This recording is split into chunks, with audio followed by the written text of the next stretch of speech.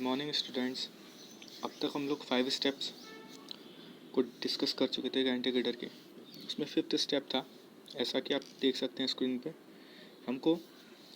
हमने एक I section लिया था और उसके ऊपर एक चैनल सेक्शन को टॉप फ्लेंज पे उसके लगाया था ताकि लेटरली सपोर्ट हो जाए, ताकि टॉप फ्लेंज हॉरिजॉन्टल और लेटरल लोड्स के अगेंस्ट उसकी कैपेसिटी सेक्शन की हमारी बढ़ जाए।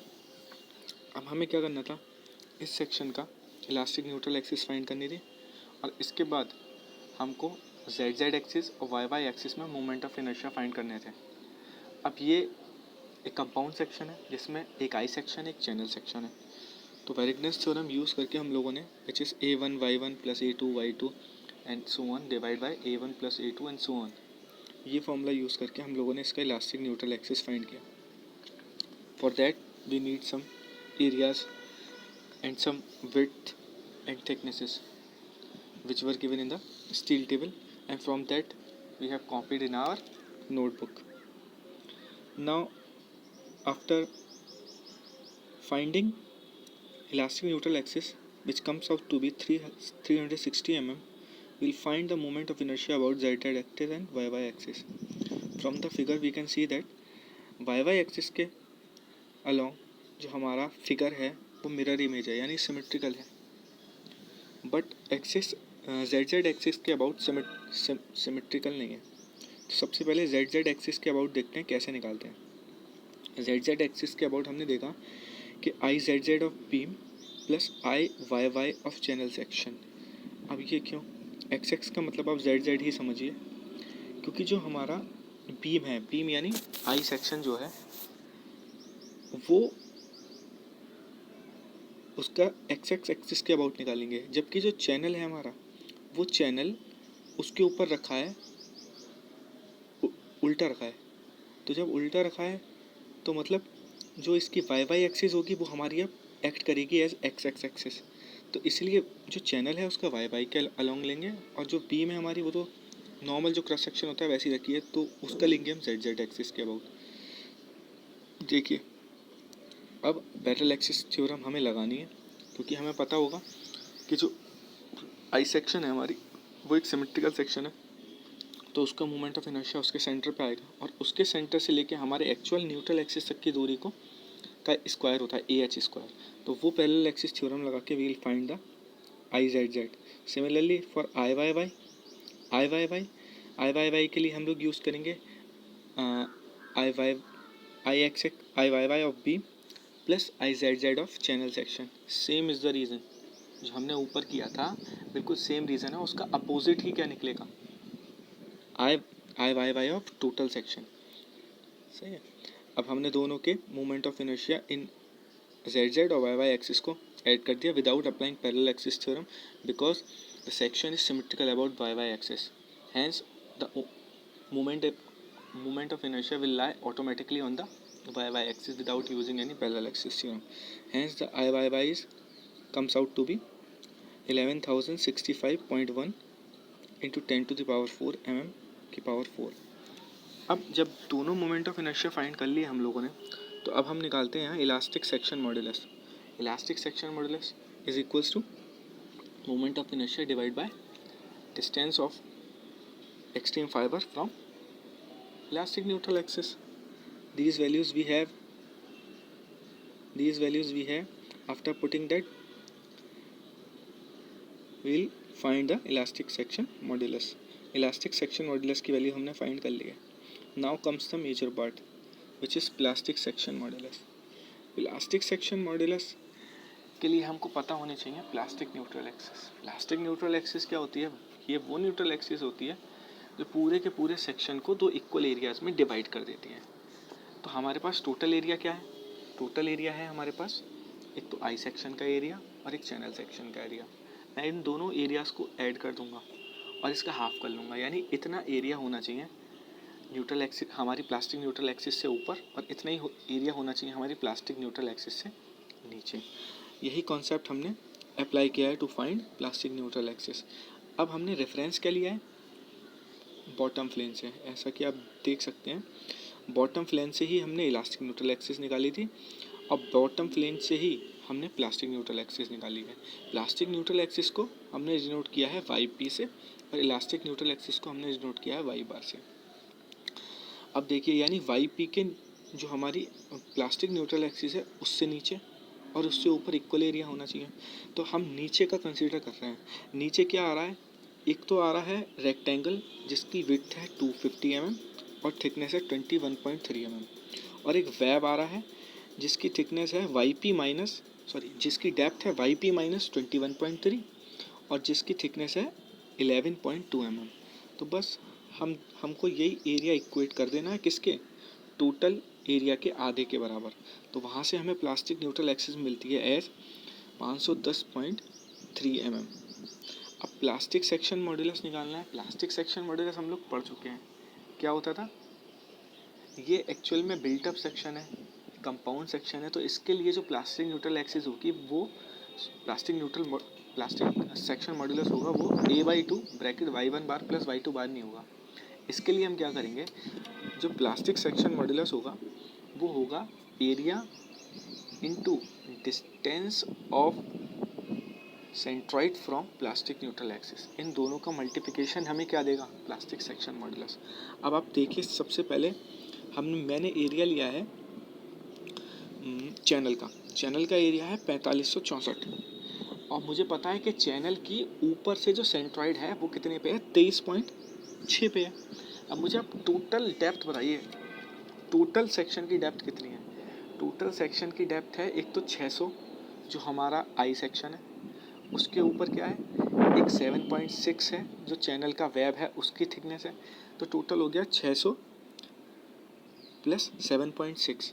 अब उसमें से मुझे क्या घटाना है, ऊपर से सेंट्रॉइड तक की दूरी, क्योंकि मुझे एक्चुअल में डिस्टेंस कहाँ से चाहिए, सेंट्रॉइड से प्लास्टिक न्यूट्रल एक्सिस तक की डिस्टेंस। हमारी नीचे से प्लास्टिक न्यूट्रल एक्सिस कितनी है 510, तो ऊपर से कितनी होगी 607.6 माइनस 23.6 माइनस 510.3, क्योंकि नीचे से 510 है। तो इसी तरीके से हम सेक्शंस को आधे आधे या फिर छोटे छोटे टुकड़ों में बांट के उसके सेंट्रॉइड से प्लास्टिक न्यूट्रल एक्सिस तक की दूरी को मल्टीप्लाई करना है बस। जब हम ये करेंगे तो हमको प्लास्टिक सेक्शन मॉड्यूलस भी मिल जाएगा जो आ रहा है हमारा 4782.9 इंटू 10⁻³ mm³। अब ये प्लास्टिक सेक्शन मॉड्यूलस जो है वो ZZ एक्सिस के अबाउट निकला है। अब मुझे एक बात पता है कि जो YY एक्सिस है वो सिमेट्रिकल एक्सिस है। अब मुझे निकालना है plastic section modulus about YY axis. अब एक बात और है कि जब हम लोग डिज़ाइन करते हैं गेंटे गिडर तो उसमें जो टॉप फ्लेंज होता है उसको हम लोग लेटरली सपोर्ट करते हैं, जबकि बॉटम फ्लेंज वैसे ही रहता है। ये हमने एक्सपेरिमेंट में भी दिखा था, जो मैंने आपको एक वीडियो दिखाई थी लेटरली अनसपोर्टेड बीम की। उसमें जो टॉप फ्लेंज होता है वो अपनी जगह से मूव कर जाता है, लेटरली बकल कर जाता है। तो उसको रोकने के लिए ही तो हमने चैनल सेक्शन रखा है। तो नीचे वाले फ्लेंज पे इतना फ़र्क नहीं पड़ता, इसलिए हम लोग वेब और जो नीचे वाला जो फ्लेंज है उसको नेगलेक्ट कर देते हैं इन calculating plastic section modulus about YY axis. तो अब आप फिगर से देखिए, हमने नीचे का वेब पूरा और नीचे का फ्लेंज बिल्कुल नेगलेक्ट कर दिया है। तो बचा क्या, एक तो चैनल बचा ऊपर और ऊपर बचा बीम का जो हमारा आई सेक्शन है उसका टॉप फ्लेंज। अब उसका टॉप फ्लेंज है YY के अबाउट निकालना है। तो जो मोमेंट ऑफ इनर्शिया होता है वो क्या होता है dB³/12 और जो प्लास्टिक सेक्शन मॉड्यूलस होता है वो क्या होता है dB²/4। ये मैं आप लोगों को प्लास्टिक एनालिसिस में स्टार्टिंग में पढ़ा चुका हूँ। बस वही वैल्यूज़ पुट करके मुझे प्लास्टिक सेक्शन मॉड्यूलस निकालना है अबाउट YY एक्सिस। देखिए सबसे पहले मैंने किसका निकाला है, जो मेरा फ्लेंज है उसके टॉप, जो मेरा आई सेक्शन है उसके टॉप फ्लेंज का निकाला है। इसमें D की वैल्यू कितनी है 21.3, B की वैल्यू कितनी है 250, तो dB² यानी 21.3 इंटू 250 का स्क्वायर डिवाइड बाई 4। ये तो हो गया केवल टॉप फ्लेंज का। अब टॉप फ्लेंज के ऊपर एक चैनल सेक्शन है, चैनल सेक्शन को 3 पार्ट में डिवाइड किया है, 2 फ्लेंज एक वेब। अब आप देखिए कि जो वेब है जिसकी थिकनेस है 7.6 और विड्थ कितनी है 300 माइनस 2 इंटू 13.6, इसका जो मूवमेंट जो प्लास्टिक सेक्शन मॉडल है ऑटोमेटिकली कहाँ लाई करेगा YY एक्सिस पे। इसको तो शिफ्ट करने की ज़रूरत नहीं है, बट जो हमारे फ्लेंज पोर्शन है वो हाफ हाफ पे हैं, मतलब 150 इधर होगी वाई वाई एक्सिस से और 150 डिस्टेंस इधर होगी। तो जो मोमेंट ऑफ इनर्शिया होगा, सॉरी जो प्लास्टिक सेक्शन मॉडुलस होगा वो कितना होगा, डी बी क्यूब, यानी 90 इंटू 13.6 का स्क्वायर डिवाइड बाई 4। पर इसको शिफ्ट करना पड़ेगा हमको ओरिजिनल वाई वाई एक्सिस पे, तो कितना शिफ्ट करना है, इसका जो सेंट्रॉइड होगा वो कितने पे होगा, 13.6/2 पे। और हमारी एक्चुअल वाई वाई एक्सिस कहाँ पे है, कॉर्नर से 150 पे। तो सेंट्रॉइड से वाई वाई एक्सिस कितने पे होगी, 150 माइनस 13.6 डिवाइड बाई 2, तो और इसका स्क्वायर। तो बस हमने यही सब वैल्यूज पुट करके प्लास्टिक सेक्शन मॉडल्स निकाला इन वाई वाई एक्सिस। अब नेक्स्ट जो हमारा है स्टेप, वो बहुत इंपॉर्टेंट स्टेप है। अब हम लोग अपनी सेक्शन का, हमारे पास वर्टिकल प्लेन में बेंडिंग मोमेंट है, हमारे पास हॉरिजॉन्टल प्लेन में बेंडिंग मोमेंट है, हमारे पास शियर फोर्स की वैल्यू है। अब हमको चेक करना है कि हमारे सेक्शन की इतनी स्ट्रेंथ है कि इतनी बेंडिंग मोमेंट और शियर फोर्स की वैल्यू को वो झेल सके। तो हम लोग निकालेंगे अब अपने सेक्शन की कैपेसिटी, और ये हम लोग लेटरली सपोर्टेड बीम में पढ़ चुके हैं, लेटरली अनसपोर्टेड बीम भी पढ़ाया था मैंने आपको। तो उसके अंदर जो बेंडिंग मोमेंट कैपेसिटी, उसका फॉर्मूला क्या होता है, beta B Z P F Y upon gamma M naught. Beta B क्या होता था, ये फैक्टर होता था depending upon the classification of section, कि हमारा सेक्शन प्लास्टिक है, सेमी प्लास्टिक है, कॉम्पैक्ट है। डिपेंडिंग अपॉन दिस हमको बीटा वी की वैल्यू पता होती थी। जेड पी क्या होता था, अगर वर्टिकल प्लेन में निकालना है तो क्या लेते थे, एक्स एक्स। हॉरिजॉन्टल प्लेन में निकालना है तो क्या लेते थे, वाई वाई। एफ वाई क्या होता है, yield stress. Gamma M not क्या होता है, पार्शियल सेफ्टी फैक्टर, विच जिसकी वैल्यू जनरली क्या लेते हैं, 1.1। अब सबसे पहले हमको क्लासीफाई करना है अपना सेक्शन, कि हमारा सेक्शन प्लास्टिक है, सेमी प्लास्टिक है, कॉम्पैक्ट है, क्या है। इसके लिए हमारे पास कोड में पेज नंबर 53 पे जाएंगे, क्लॉज नंबर है 8.2.12, वहाँ से हमको ये फॉर्मूला मिल जाएगा डिज़ाइन बेंडिंग कैपेसिटी का।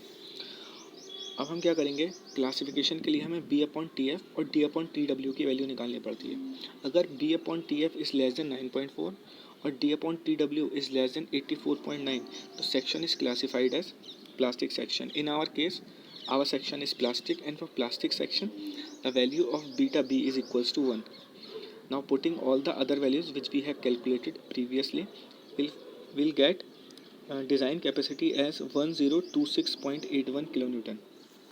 अब देखिए ये हमारे सेक्शन की कैपेसिटी है, और हम लोगों की जो वैल्यू थी बेंडिंग मोमेंट की इन वर्टिकल प्लेन, अगर वो इससे कम थी तो हमारा सेक्शन सेफ है, और हम लोग कैलकुलेट कर चुके हैं उसकी वैल्यू। आप लोग चेक करना और देख के बताना मुझको कि हमारा सेक्शन सेफ है या नहीं।